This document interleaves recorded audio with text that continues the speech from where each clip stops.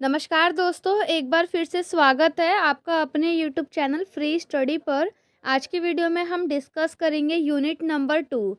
इससे पहले हम यूनिट 1 जो है वो कवर कर चुके हैं। देखा होगा आपने उसकी वीडियो। अगर अभी तक आपने वो वीडियो नहीं देखी है तो पहले जाके उस वीडियो को देखिए, तभी आपको समझ में आएगा कि हमें यूनिट 2 में क्या पढ़ना है।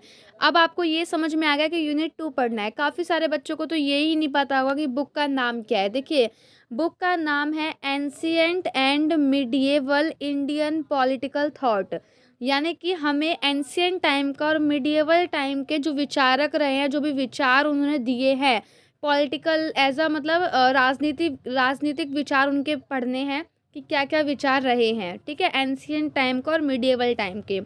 ये जो है आपका मेजर का पॉलिटिकल साइंस का सिलेबस है। काफ़ी सारे बच्चों के पास थर्ड सेमेस्टर में ये सब्जेक्ट होता है। कुछ बच्चे ऐसे होंगे जो बीए प्रोग्राम में होंगे, कुछ बच्चे ऐसे होंगे जो ऑनर्स से होंगे। तो सभी के लिए वीडियो हेल्पफुल रहेगी, क्योंकि कोर्स वही है। ऑनर्स में भी सेम सब्जेक्ट ही होता है और प्रोग्राम में भी सेम होता है। तो अभी हम यूनिट 2 में प्रॉपरली कवर करेंगे मनु के बारे में। मनु ने क्या क्या सामाजिक कानून बताए, क्या न्याय की अवधारणा बताई, वो हम जानेंगे। ठीक है, सबसे पहले हम देखेंगे कि मनु के द्वारा या जो भी हम इस यूनिट में पढ़ेंगे उसके बारे में हमें जानकारी कहाँ से मिलती है। तो जितना भी मैं पढ़ाऊंगी आपको, वो सारी ही बातें किस में लिखी गई है, मनुस्मृति। मनुस्मृति क्या है? मनु के द्वारा लिखी गई एक रचना है, जो कि मनुस्मृति जिसे हम कहते हैं। स्मृति मतलब होता है याद, यानी मनु के द्वारा लिखी गई कुछ यादें या मनु के द्वारा लिखी गई स्मृति ही कहलाती है मनुस्मृति।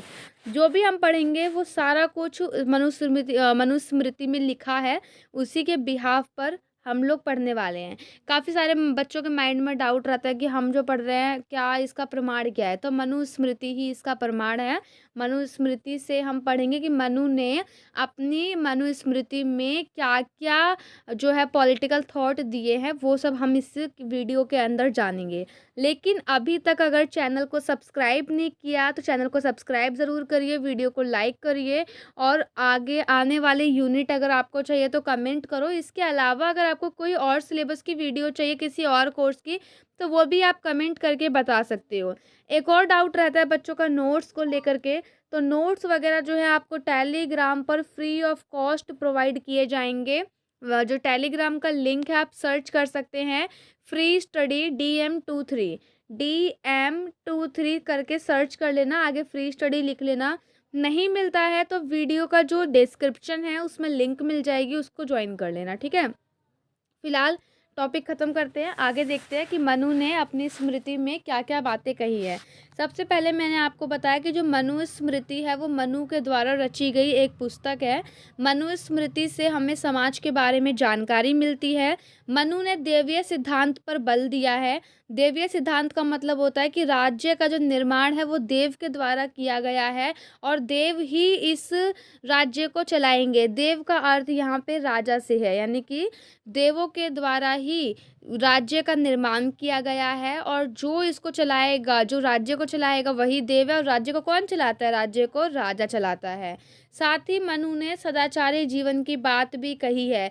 सदाचारी जीवन का मतलब होता है सादा जीवन, उच्च विचार। ठीक है, उसके बाद है मनुस्मृति के बाद धर्म के नियमों को मनु के द्वारा ही प्रारंभ किया गया। उससे पहले की बातें कुछ और थी। जब मनुस्मृति लिख गई, जब मनु के द्वारा मनुस्मृति लिख दी गई, तो उसके बाद जितने भी नियम बनाए गए, कानून बनाए गए राज्य को चलाने को लेकर के, वो सब मनु के द्वारा ही स्टार्ट किए गए। अगला पॉइंट है अपना, प्राचीन धर्म शास्त्रों में मनुस्मृति का महत्व सर्वाधिक है, यानी सबसे अधिक है। अगर हम एग्जाम्पल देखें तो इसमें एग्जाम्पल हमारा महाभारत है। महाभारत आप कई बार पढ़ोगे, या जिस बच्चे ने पढ़ी है उसको मालूम होगा कि महाभारत में कई सारे स्थानों पर मनु का उल्लेख मिलता है, जिससे हम ये बोल सकते हैं कि जो मनुस्मृति है उसने हमें बताया है कि राज्य को कैसे चलाना चाहिए। तो मनुस्मृति लिखी जब गई उसी के बाद महाभारत हुई, तो इसीलिए महाभारत में मनु का जो है सर्वाधिक योगदान है, या मनुस्मृति का महत्व देखने के लिए मिलता है। ठीक है, अब देखिए यहीं पे कुछ और लोग रहे हैं इतिहासकार कह सकते हैं या पॉलिटिकल थिंकर कह सकते हैं, जिन्होंने अपने अपने मत दिए हैं। पहला है डॉक्टर वीसी सरकार। इन्होंने कहा है कि जो मनुस्मृति है वो ईसा के जो जन्म जब ईसा का जो जन्म हुआ था उससे 150 पहले की रची हुई है। वहीं पर मैक्स मूलर कहते हैं कि जो मनु की रचना है वो 4वीं शताब्दी में मतलब रचना की है मनु ने। वहीं पर डॉक्टर हंटर कहते हैं, हंटर इंग्लिश में किसी बच्चों को समझना है तो ऐसे लिखते हैं हंटर। वहीं पर डॉक्टर हंटर ने बोला है कि जो ईसा मसीह का जन्म हुआ था उससे 600 वर्ष पहले ही इसकी रचना मनु के द्वारा कर दी गई थी, मनुस्मृति की, ठीक है। और मैकेंजी के अनुसार मनुस्मृति एक धर्म कानून है, यानी कि एक ऐसी पुस्तक है जिसमें हमें धर्म के रिलेटेड हमें कानून देखने के लिए मिलते हैं, जिसके आधार पर राज्य को चलाया जाता है। धर्म कानून का मतलब अब यहाँ पे आप समझ लो कि पहले के टाइम पर धर्म प्लस पॉलिटिकल दोनों के दोनों चीज़ें सेम थी, धर्म और राजनीति सेम थी। इसके बाद यही अपना जो अभी तक मैंने आपको बताया, अगर पेपर में क्वेश्चन आए तो ये सब चीज़ें आपको लिखनी होती है परिचय में। क्वेश्चन आपसे यही पूछेगा कि जो मनु के द्वारा सामाजिक व्यवस्था दिया गया या जो सामाजिक कानून दिया गया उसको आपको बताना होता है। तो बेसिकली कुछ उन्होंने 10 से 12 पॉइंट दिए हैं। आज हम 8 से 9 ही पॉइंट कवर करेंगे। पहला है वर्ण व्यवस्था, दूसरा है 4 सत्य पर बल दिया है, तीसरा है वेद संस्कार पर बल दिया है, चौथा उन्होंने अपनी स्मृति के अंदर बताया है विवाह, और फिर आपका पांचवा है प्रतिलोम जातियाँ, अगला आपका महिलाएं हैं, दंड व्यवस्था और आश्रम व्यवस्था। ये सब बातें उन्होंने अपनी स्मृति के अंदर, मनुस्मृति के अंदर बताई गई हैं, जो कि मनु के द्वारा लिखी गई हैं। अब एक एक करके हम इन सभी को पढ़ेंगे कि आखिरकार ये क्या है। तो सबसे पहले देखो वर्ण व्यवस्था। वर्ण व्यवस्था जैसे ही आपके माइंड में आए तो वर्ण व्यवस्था का मतलब ही होता है ब्राह्मण, क्षत्रिय, वैश्य और शूद्र। यानी मनु के द्वारा जो समाज था ना, समाज में वर्ण व्यवस्था थी, यानी मनु ने वर्ण व्यवस्था को बहुत महत्वपूर्ण माना है, उससे बहुत बल दिया है। मनु के अनुसार 4 नहीं 4 वर्ण आएगा, यहाँ पे वर्ण कर देना। जो 4 वर्ण है, जो भी हमारे जो समाज है, समाज में जो 4 वर्ण है ना, तो मनु के द्वारा कहा गया है कि जो 4 वर्ण अपने कर्तव्य से सुंदर सामाजिक व्यवस्था का निर्माण करते हैं। यानी कि चारों के चारों वर्ण अगर अपना अपना कार्य करेंगे तो वो सब एक सुंदर सामाजिक व्यवस्था का निर्माण करेंगे। जो चारों वर्णों के बारे में बताया गया है, उनके जो कर्तव्य हैं वही आपको अगला लिखना है। ब्राह्मण का कार्य होता है यज्ञ करना, किसी घर में हवन करवाना, ज्ञान देना और वेदों को पढ़ना। क्षत्रिय का काम होता है शासन करना, रक्षा करना। वैश्य का अपना काम है खेती करना और भी कुछ जैसे फल फ्रूट बेचना वगैरह। और शूद्र का काम है व्यापार करना, या जो अलग अलग और भी चीज़ें रह गई हैं वो सब काम है शूद्र के, ठीक है। उसके बाद मनुस्मृति एक ही मनुष्य जाति को मानती है। मनुस्मृति में ये नहीं है कि वो अलग अलग जाति को मान, जैसे एससी है, जनरल है, ओबीसी है, एससी एसटी है, इसको नहीं मानती वो। मनुस्मृति जो है ना वो सिर्फ मनुष्य की 2 जाति को मानती है, एक पुरुष और एक स्त्री, इसके अलावा किसी को नहीं। ये नहीं कि पुरुष में भी जनरल है, फिर ये है, ये नहीं, इसको नहीं मानती। खाली वो मनुष्य की जाति में 2 ही जाति को मानती है, पहला पुरुष है और ये स्त्री। अब आपके माइंड में होगा कि मैम ये भी तो जाति ही है। ये जाति हम कह सकते हैं, लेकिन उन्होंने इसको वर्ण व्यवस्था के अंदर बताया है कि समाज में 4 प्रकार के लोग हमारे समाज में रहते हैं। कार्य के आधार पर पहले इसका बंटवारा किया गया वर्णों का, फिर वही कार्य के आधार पर पहले मतलब कार्यों को बांटा गया, लेकिन इससे क्या हुआ, कार्य नहीं बटे, कार्य तो बटे, कार्य के बटने से लोग भी बट गए अपने अलग अलग कास्ट में, जो कि आज भी हम देखते हैं। तो कहीं ना कहीं ये चीज़ें आज भी हमारे वर्तमान जीवन में चली आ रही हैं, ठीक है। उसके बाद है मनु कहते हैं, उन्होंने एक वो कहते हैं ना, क्या कहते हैं इससे, मुहावरा, मुहावरा नहीं श्लोक, हाँ श्लोक, ठीक है। तो मनु ने एक श्लोक दिया है जिसमें उन्होंने लिखा है जन्मना जायते शूद्र है। इसका मतलब होता है जन्म से तो सभी मनुष्य शूद्र के रूप में ही पैदा होते हैं, बाद में योग्यता के अनुसार यानी योग्यता के आधार पर ही व्यक्ति ब्राह्मण, क्षत्रिय, वैश्य और शूद्र बनता है। यानी कि जैसे मैंने बताया ना, कार्य के आधार पर कि उसकी कार्य क्या है, उसकी योग्यता क्या है, वो ये कार्य कर सकता है। अगर वो कार्य कर सकता है यज्ञ तो वो ब्राह्मण बनेगा। अगर उसके अंदर ये योग्यता है कि वो राज्य को संभाल सके, लोगों की रक्षा कर सके, तो वो क्षत्रिय बनेगा। तो मनु ने यही बोला है कि जो है हर इंसान बचपन से शूद्र ही होता है, बाद में जब वो बड़ा होता है तो उसकी योग्यता के आधार पर व्यक्ति को डिसाइड मतलब व्यक्ति अपने आप खुद डिसाइड करता है कि वो क्या बनना चाहता है अपने कार्य के आधार पर। ब्राह्मण का कार्य अगर उसको सही लगता है तो वो ब्राह्मण बन सकता है, यदि वो क्षत्रिय के कार्य करने में योग्य है तो वो क्षत्रिय बन सकता है। मनु की व्यवस्था के अनुसार ब्राह्मण की संतान यदि अयोग्य है, मान लो कोई ब्राह्मण व्यक्ति है, उसका पुत्र है, उसका बेटा हुआ, वो अयोग्य है, तो वो अपनी योग्यता के अनुसार चाहे तो वो दूसरी जाति में भी शिफ्ट हो सकता है। जैसे मान लो कि वो एक ब्राह्मण का काम होता है यज्ञ करना, अब उसका बेटा हुआ, उसके बेटे को यज्ञ करने नहीं आ रहा, वो उसके योग्य नहीं है ना, तो वो अपनी इच्छा के अनुसार अपना कोई दूसरा काम भी कर सकता है। फिर जब वो दूसरा काम करेगा तो उसकी जाति जो है यानी वो दूसरे वर्ण में आ जाएगा, दूसरी श्रेणी में आ जाएगा, तो वो दूसरी, तीसरी, चौथी किसी भी श्रेणी में आ सकता है। ठीक है। और ऐसे ही अगर मान लो कोई व्यक्ति है जो शूद्र है, उसकी संतान हुई और उसका जो बच्चा है वो योग्यता के आधार पर प्रथम श्रेणी मतलब ब्राह्मण बनना चाहे तो वो ब्राह्मण बन सकता है। अगर उसके अंदर वो क्वालिटीज़ है यज्ञ वज्ञ कराने की तो वो करवा सकता है। मनु की बुक में ये था बेसिकली। ठीक है। यानी कि कार्य के आधार पर समाज को डिवाइड किया गया था, लेकिन उन्होंने तो कार्य के आधार पर डिवाइड किया, जैसा उन्होंने अपने वहाँ पे देखा वैसा उन्होंने अपनी बुक में लिखा। लेकिन इससे क्या हुआ कि लोग जो है ना खुद ही डिवाइड हो गए अपने कार्यों के आधार पर। फिर वहाँ पे यही हुआ कि राजा का बेटा राजा ही बनेगा, राजा का बेटा राजा ही बनेगा, और एक अगर पंडित का बेटा है तो वो पंडित ही बनेगा, तो ऐसा हुआ है। लेकिन मनु ने अपनी पुस्तक में ऐसा नहीं लिखा, क्योंकि वहाँ पर उस टाइम पर वो चीज़ें नहीं थी, वो चीज़ें मनु के लिखने के बाद में आई। ठीक है। उसके बाद मनु ने 4 सत्य पर बल दिया है। 4 सत्य जो कि है तप, ज्ञान, यज्ञ और धन। उन्होंने पहले ही बता दिया था कि तप, सतयुग में लोग तप करेंगे यानी कि यज्ञ वगैरह, और त्रेता युग में ज्ञान का भंडार बहुत ज़्यादा होगा, लोग एक दूसरे को ज्ञान वगैरह देंगे। द्वापर युग में जो लोग हैं वो यज्ञ वगैरह करेंगे, और कलयुग में जो है वो लोग धन पर ज़्यादा वो देंगे, मतलब बल देंगे। धन का अर्थ ये नहीं कि लोग पैसा रखेंगे, धन का अर्थ है कि लोग दानी बनेंगे, पैसा कमाएंगे। मतलब आज अगर आप देखो तो कलयुग चल रहा है, कलयुग में आपने कहावत सुनी होगी, बाप बड़ा ना भैया सबसे बड़ा रुपया, राइट ना। क्योंकि कलयुग में रियलिटी कलयुग की अभी यही है कि कलयुग में धन ही मोस्ट इम्पॉर्टेंट है। चाहे फिर आप मिडल कोई सी भी एज में हो, आप देखो अपने आसपास अपने घर परिवार किसी भी चीज़ में देख लो, सबसे इम्पोर्टेंट धन है। अगर आज के टाइम पर आप पढ़ाई कर रहे हो तो पढ़ाई में आप अपनी मनी को मतलब मनी का यूज़ कर रहे हो।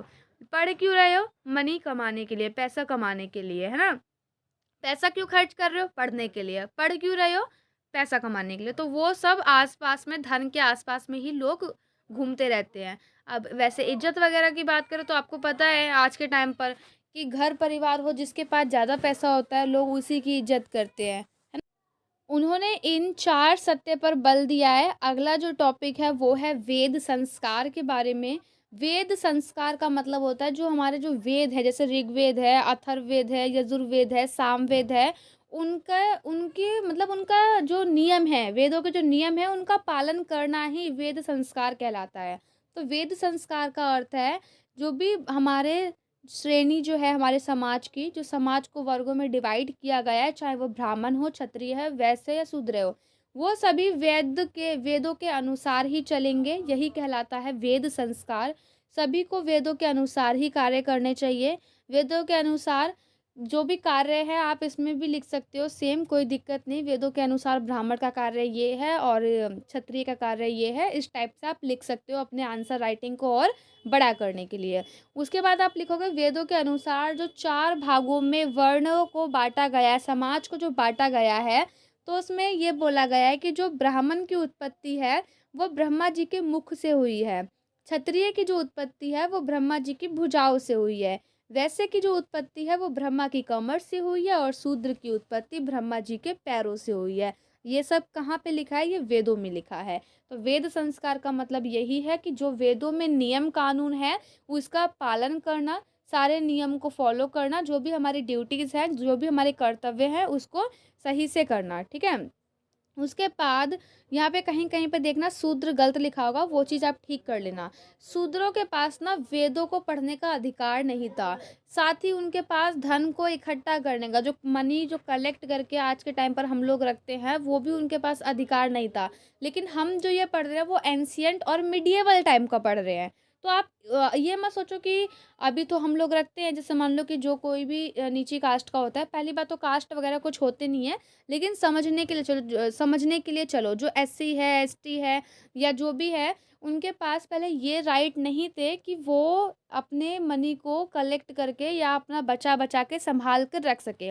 हम जो पढ़ रहे हैं ना, अपने माइंड में बस ये रखो कि हम पढ़ रहे हैं एंशियंट का और मिडिएवल का, उस टाइम के बारे में पढ़ रहे हैं, आज के टाइम के बारे में हम यहाँ पर नहीं पढ़ रहे, ठीक है। तो उनके पास मनी कलेक्ट करने का भी राइट वगैरह, अधिकार वगैरह नहीं थे। अगला है वेदों के अनुसार ब्राह्मण जो है ना वो विद्यामान होता था, मतलब सारी बुद्धि जो है वो ब्राह्मण के पास होती थी। जो भी व्यक्ति ब्राह्मण की राय पर चलता था या ब्राह्मण के कहने पर चलता था वह हमेशा सुखी रहता था, ये सब वेदों में लिखा है। उसके बाद मनु ने अपनी पुस्तक में लिखा है प्रतिलोम जाति के बारे में, क्योंकि उन्होंने सामाजिक व्यवस्था बताई है। तो सामाजिक व्यवस्था में उन्होंने बताया है प्रतिलोम जाति के बारे में। प्रतिलोम जाति के बारे में ये बताया है कि समाज को जब कार्यों के आधार पर 4 भागों में डिवाइड किया गया, तो वो जो 4 भाग है उसमें अलग-अलग जाति भी निकल के आए, जो हमें नहीं पढ़ना। हमें इस जाति में खाली पढ़ना है चंडाल। चंडाल वर्ड आपने पहले भी सुना होगा, 11वीं 12वीं या फर्स्ट ईयर में भी, 8वीं में भी शायद पढ़ा होगा या 9वीं में, उतने टाइम का नहीं याद, लेकिन मे बी शायद 11-12 में आपने चंडाल की भूमिका या चंडाल के बारे में, जिन्होंने आर्ट्स ली होगी उनको पता होगा। तो जो चंडाल होते थे ना, वो मतलब मनुस्मृति के अंदर लिखा गया है कि चंडाल का जो थे ना उनका कर्तव्य को निर्धारित किया गया कि उनके कर्तव्य क्या क्या थे। उन्हें गांव के बाहर रहना पड़ता था, जैसे गांव है तो गांव के अंदर वो नहीं रह सकते थे, गांव के बाहर रहते थे। गांव में जो लोग हैं जो बर्तन यूज़ करते थे, जो बर्तन खराब हो जाते थे, उन बर्तनों का प्रयोग ये चंडाल करते थे। और जो लोग मर जाते थे गांव में, मान लो कोई मर गया जिसका कोई रिलेटिव नहीं है, तो उसका जो अंतिम संस्कार है वो चंडाल करते थे। मृतकों के कपड़े और लोहे के गहने पहनते थे, जो मरे हुए लोग थे उनके कपड़े पहनते थे चंडाल लोग, लोहे के गहने पहनते थे। गहने लोहे के आप सोचो होते हैं? नहीं होते। गहने का मतलब क्या है? ज्वेलरी। ज्वेलरी सुनते ही माइंड में क्या आता है? गोल्ड आता है ना, चांदी आता है, सिल्वर जो जिसे हम कहते हैं। तो वो सोचो, वो लोग लोहे के पहनते थे चंडाल वगैरह, ठीक है। यहाँ पे ये हटा देना आप। उसके बाद है, जब भी वो गाँव के अंदर आते थे, मान लो किसी भी कारण से, तो वो हमेशा, ये लाइन इसमें नहीं लिखी, अपने आप से ऐड कर लेना, तो हमेशा वो थाली बजा कर के आते थे ताकि लोग उन्हें ना देख पाएँ, लोग अपने घर में छुप जाएँ। आने से पहले वो लोग थाली बजाते थे, ठीक है। वे रात में गाँव और शहरों में नहीं घूम सकते थे। उन्हें परमिशन नहीं थी कि वो रात में गाँव या शहर में आएँ। अगर मान लो दिन में आ रहे हैं तो वो पहले थाली बजा कर के आएँगे कि हम आ रहे हैं, ताकि लोग उनसे छुप जाएँ, और लोग उनको बिल्कुल भी टच वगैरह तो करते ही नहीं थे। टच छोड़ो, उनको देखते भी नहीं थे। अगर मान लो किसी ने देख लिया तो उन्हें फिर से नहाना पड़ता था। और मनुस्मृति में ये भी लिखा है कि जैसे कोई ब्राह्मण मर गया, मतलब कोई भी मर गया और ब्राह्मण श्राद्ध खाने गया है, या मान लो ब्राह्मण के यहाँ पे कुछ हो गया, तो वो लोग श्राद्ध खाते हुए भी नहीं देख सकते थे। कौन लोग? चंडाल लोग। मान लो कि किसी चंडाल ने ब्राह्मण को श्राद्ध खाते हुए देख लिया, तो चंडाल का जो है कोई भी बॉडी ऑर्गन निकाल लिया जाता था उनकी बॉडी से। अब सोचो कि कितना वहाँ पे, मतलब उनके संग कितना शोषण होता था। किसके संग? चंडालों के संग। अब मान लो कोई खाना खा रहा, उन्हें नहीं पता, उन्होंने देख लिया, मतलब खाना, मतलब जो नहीं कोई मर जाता तो तेरही में खाने आते हैं लोग, तो उसे ही श्राद्ध कहते हैं। तो श्राद्ध में मान लो कोई खाने आया, ब्राह्मण कोई खा रहा है, किसी चंडाल ने देख लिया, और अगर मान लो ब्राह्मण ने भी देख लिया कि इसने मुझे खाते हुए देख लिया, तो ब्राह्मण के संग तो कुछ नहीं, चंडाल की, जैसे मान लो किसी की आइज़ निकाल ली, किसी के हाथ काट लिए, किसी के कान काट लिया, तो उनको इस टाइप की सज़ा मिलती थी। उसके बाद मैंने ये बता ही दिया कि अंतिम संस्कार करना पड़ता था, जिसके कोई रिश्तेदार नहीं थे, और जल्लाद के रूप में वे गाँव वगैरह की सेवा करते थे। उसके बाद बताया है विवाह के बारे में। समाज की जो स्थिति थी, समाज की जो व्यवस्था थी, उसमें विवाह के बारे में भी बताया है। जो भी मनुस्मृति में लिखा है कि जो भी लोग विवाह करेगा वो अपनी ही सेम कास्ट में मतलब मैरिज करेगा। उसके बाद विवाह के 8 प्रकार बताए गए हैं। पहला है ब्रह्म, दूसरा है देव, तीसरा है आर्ष, ये पढ़ लेना, पर राक्षस, पिशाच, ये सारे उन्होंने विवाह के प्रकार बताए हैं। इसमें सबसे अच्छा जो है वो ब्रह्म को बताया गया है, मतलब ब्राह्मण जो विवाह है वो बहुत अच्छा विवाह है, जबकि असुर, राक्षस और पिशाच विवाह को बहुत खराब विवाह बताया गया है। मनुस्मृति में 8 प्रकार के विवाह बताए गए हैं, जिन्हें विभिन्न स्वभाव वाले लोगों के लिए अनिवार्य बताया गया। तो विवाह का थोड़ा सा लिख लेना कि वो लोग सेम कास्ट में वहाँ के लोग शादी वगैरह कर सकते थे। और 8 प्रकार के विवाह बताए गए हैं, जिसमें से मेन ये है, अच्छा इसको माना गया है, और पिशाच राक्षस वाले को बुरा बताया गया है। उसके बाद है वहाँ पे दंड की व्यवस्था कैसी थी। जैसे मान लो कि किसी ने कोई गलती कर दी, तो 4 प्रकार के दंड होते थे। सबसे पहला था तो वो था वाग्दंड। वाग्दंड में मतलब किसी को डांट दिया, फटकार दिया, तो वो तो हो गया वाग्दंड, मतलब किसी को डांटना वगैरह। दूसरा होता था धिगदंड। धिगदंड का मतलब होता है बेइज्जती करना। देखो बेइज्जती लिख गया यहाँ पे, बेइज्जती करना होता है ना, बेइज्जती, तो बेइज्जती करना, उनको धिक्कारना, तो ये होता है धिगदंड। तीसरा दंड उन पे लगता था जो भी गलती करता था, आर्थिक दंड। आर्थिक दंड में जैसे जुर्माना वगैरह, उनसे पैसे ले लिया जिसने गलती करी वो। चौथा है वध। वध का मतलब भी पता होगा, मृत्यु दंड, मतलब किसी के प्राण ले लेना। तो मान लो किसी ने कुछ ऐसी गलती कर दी जिसकी कोई भी मतलब सजा नहीं समझ में आ रही, तो उसको मृत्यु दंड मिलता था, यानी कि उनकी जान ले ली जाती थी। उसके बाद है संपत्ति के बारे में, कि संपत्ति का जो भाग है वो स्त्री पुरुष दोनों के पास होता था। लेकिन मान लीजिए कि पिता की संपत्ति, अगर मान लीजिए पिता मर जाता है, तो पिता की संपत्ति जो है वो बड़े पुत्र को मिलती थी, और बड़ा पुत्र अपने पास ज़्यादा संपत्ति रखता था। बाकी की बची हुई संपत्ति अगर उसके भाई वगैरह हैं तो वो उनमें डिस्ट्रीब्यूट करता था। माता की संपत्ति का जो भाग है वो पुत्री को मिलता था, यदि पुत्री अविवाहित है। अगर वो विवाहित होती है, मतलब मैरिड होती है, तो उस कंडीशन में उसको नहीं मिलता। ठीक है। उसके बाद देखो, महिला की संपत्ति का मतलब आप ज़मीन मत समझना। महिला की संपत्ति का मतलब जैसे ज्वेलरी हो गया, गोल्ड, ये है महिला की संपत्ति का मतलब। ठीक है। उसके बाद है समाज में महिला रहती थी, तो हमें महिला की स्थिति भी जाननी है कि वहाँ पे महिला की स्थिति कैसी होगी। आपको लग रहा होगा मैडम ये पॉलिटिकल कम, हिस्ट्री ज़्यादा लग रही है, तो ये कुछ ऐसा ही है सब्जेक्ट। हिस्ट्री ज़्यादा लगेगी, पॉलिटिकल जो है वो कम लगेगा। ठीक है। लेकिन आपको क्या है, पढ़ते चलो, पेपर में लिखना तो यही पड़ेगा। अब देखो, महिला में आपको लिखना है कि मनुस्मृति में भी नारी स्थिति उन्नत थी, उसे समाज और परिवार में सम्मानजनक पद प्राप्त था। जहाँ स्त्रियों का सम्मान होता था, वहाँ खुशहाली से परिपूर्ण वातावरण का निर्माण होता था। यानी कहने का मतलब यह है कि स्त्री को वहाँ पर जैसे नहीं, लक्ष्मी का रूप समझा जाता था। यहाँ पे देखो लिखा भी है, लक्ष्मी का, या घर की लक्ष्मी समझी जाती थी। मनुस्मृति के अनुसार अविवाहित महिला अपने पति के अधीन होती थी, सॉरी, पिता के अधीन होती थी। जो अनमैरिड लड़कियां, यानी गर्ल्स जो है, वो अपने पिता के अधीन होती थी। मैरिड लड़कियां जो होती थी, मैरिड औरतें, वो अपने पति के अधीन होती थी। और यदि कोई विधवा महिला होती थी तो वो अपने बेटे के अधीन होती थी। उनको अकेले रहने वाला, वहाँ पे ऐसा कोई सिस्टम नहीं था कि अकेले रह ले या दूसरी शादी कर ले, उस टाइम पर ऐसा नहीं था। ठीक। उसके बाद है वहाँ पे आश्रम की व्यवस्था भी थी। बेसिकली हम आश्रम समझते हैं, सुनते हैं, तो हमें ऐसा लगता है कि कोई ऐसी जगह जहाँ पे हम आराम कर सके, जहाँ हम विश्राम कर सके। तो वही लिखा है कि आश्रम का अर्थ वैसे चाहे कुछ भी हो, जन समाज में इसका अर्थ होता है विश्राम स्थान के रूप में ग्रहण किया गया, यानी कि ऐसी जगह जहाँ पे लोग आराम करते हैं। उपनिषद काल में आर्य लोग जीवन को अनंत यात्रा मानते थे, जिसमें स्थान स्थान पर विश्राम करके आगे बढ़ते थे अथवा आगे बढ़ने की तैयारी करते थे।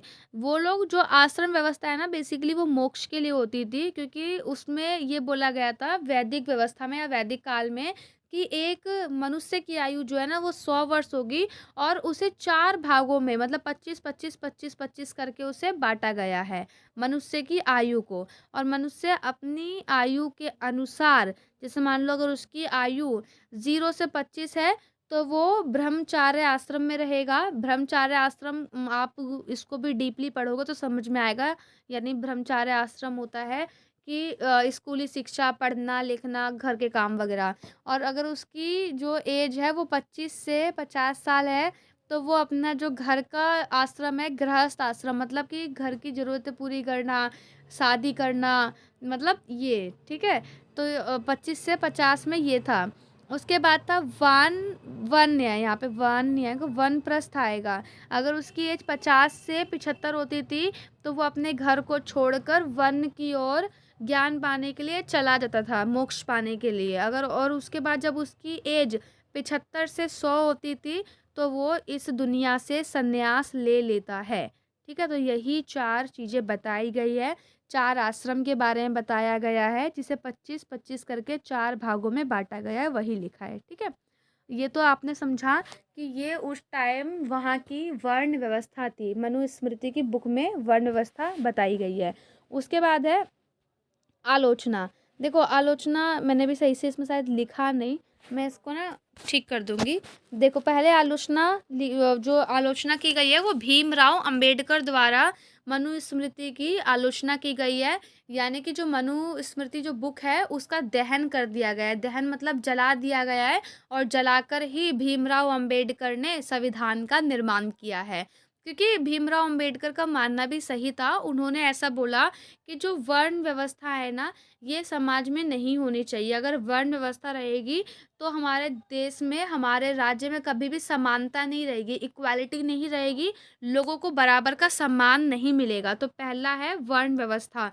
तो आप इसको कुछ इस टाइप से लिखोगे कि डॉक्टर भीमराव अंबेडकर जी ने मनुस्मृति में जो वर्ण व्यवस्था का उल्लेख है उसकी आलोचना की गई है। उनके अनुसार ऐसा कहा गया है कि वर्ण व्यवस्था से देश में यानी राज्य के अंदर कभी भी समानता और स्वतंत्रता नहीं हो सकती, क्योंकि वो 4 भागों में बाँटती है, चारों के कर्तव्य अलग है। और फिर आप ये भी लिख सकते हो कि इसको कर्तव्यों के अकॉर्डिंग बाँटा गया था, उनकी ड्यूटीज़ के अकॉर्डिंग, लेकिन बाद में ये जन्म पर आधारित हो गया कि जो जिस कास्ट में, जो जिस घर में पैदा होगा, मतलब वो उसी टाइप से अपना जीवन व्यतीत करेगा।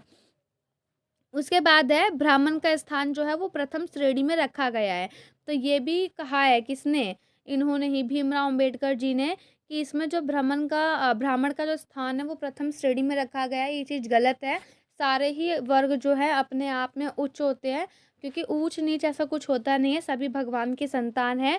जो ब्राह्मण का स्थान जो प्रथम श्रेणी में रखा गया है, इससे समाज की कुरीतियाँ इकट्ठा हो रही हैं, जिससे समाज में जो इक्वालिटी है उस पे फ़र्क पड़ रहा है। लोगों के अंदर समानता नहीं है। ब्राह्मण अपने आप को बहुत ऊँचा समझते हैं और अदर कास्ट वालों को सोचते हैं कि ये बहुत नीचे हैं, है ना? उनके घर का खाना नहीं खाते। तो ये बताया गया है। तो डॉक्टर भीमराव अंबेडकर जी ने इसकी भी क्या करी है, आलोचना करी है। उसके बाद है दास्ता। देखो यहाँ पे क्या दस्त लिख गया, दास्ता लिख लेना, दास्ता। दास्ता ना, ताकि जैसे दास बना करके रखते हैं, मोहर लगा करके। जैसे किसी ने किसी से पैसे उधार ले लिए तो वो चुका नहीं पाया तो वो उसका दास बन जाता है। सुना होगा आपने, एक नाटक भी आता था चकोर करके, कलर्स टीवी पर। तो वो जो दास्ता प्रथा है उसको भी उन्होंने ख़त्म किया है। ये ना आप ऐसे लिख लेना। जैसे फर्स्ट पॉइंट आपका वर्ण व्यवस्था बनेगा, दूसरा बनेगा ब्राह्मण का स्थान जो है प्रथम श्रेणी पर था, इसको लेकर के भीमराव अंबेडकर जी ने आलोचना की है। तीसरा दास्ता को लेकर के की है, दास प्रथा जो थी, दास्ता लिख सकते हो।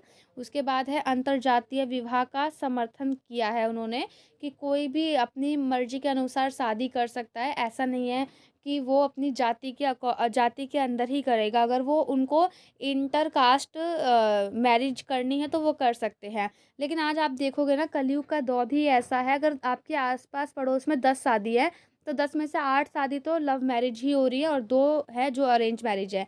तो उन्होंने संविधान के अंदर ये लिखा भी है कि जो अंतर्जातीय विवाह है समर्थन दिया है किसने, भीमराव अम्बेडकर जी ने। और इसका समर्थन कहाँ पे नहीं है, मनुस्मृति में इसका समर्थन नहीं है। मनुस्मृति में बोला गया है कि लोग अपनी कास्ट के अंदर ही शादी करेंगे, लेकिन भीमराव अम्बेडकर जी ने बोला है कि अगर कोई दूसरी जाति में शादी करना चाहता है, दो लोग राजी हैं, तो वो लोग कर सकते हैं। और साथ ही दंड व्यवस्था जो है उसका भी विरोध किया। जैसे मैंने आपको बताया था ना, किसी चंडाल ने किसी ब्राह्मण को श्राद्ध खाते हुए देख लिया तो उसकी आंखें निकाल लेते हैं, उनके हाथ कटवा दिए, पैर कटवा दिए, उनको ऐसी मतलब दंड की जो ऐसी व्यवस्था है ना, तो उसका विरोध किया है किसने, डॉक्टर भीमराव अम्बेडकर ने। तो बेसिकली 1 2 3 4 5 5 पॉइंट है जो कि आपको आलोचना में लिखने हैं। ये आपका जो प्रॉपर यूनिट था ये इसी के ऊपर था। सबसे मेन जो आपका क्वेश्चन बनेगा ना, वो आपका सामाजिक व्यवस्था का बनेगा, या हो सकता है सामाजिक कानून लिख के आ जाए। पहली बात क्वेश्चन में लिखा रहेगा मनु लिख के आ जाए, जो पढ़ाया है सेम वही लिख देना। सामाजिक व्यवस्था आए या सामाजिक कानून, तो जो पढ़ाया है वो लिख देना। बाकी अभी जो पेपर आएंगे तो मैं और अच्छे से इसको एक्सप्लेन कर दूंगी पेपर में, कैसे परिचय लिखना है, कैसे निष्कर्ष लिखना है, कैसे क्वेश्चन आए थे प्रीवियस ईयर के, वो सब आपको करवाया जाएगा। लेकिन वो सब आपको तभी मिलेगा जब आप चैनल को सब्सक्राइब करके रखोगे। अब वैसे पेपर के टाइम पे आप आओगे, चैनल को सब्सक्राइब नहीं कर रखा है, वीडियो पोस्ट होगी तो आपको नहीं पता लग पाएगा। या आप टेलीग्राम ज्वाइन कर लो, वहाँ से भी आपको प्रॉपर जो भी नोट्स वगैरह आएंगे या जो भी वीडियो आएगी वो आपको पता लग जाएगी। तो ये तो अपना यूनिट 2 था। अगले हम मिलते हैं यूनिट नंबर 3 में, जो कि हमारा नया यूनिट रहेगा। उसमें से भी मैं आपको छोटे छोटे पॉइंट में ही कवर करवा दूंगी ताकि आप इजीली अपने पेपर के लिए तैयार हो सके। मिलते हैं नेक्स्ट वीडियो में, तब तक के लिए जय हिंद जय भारत।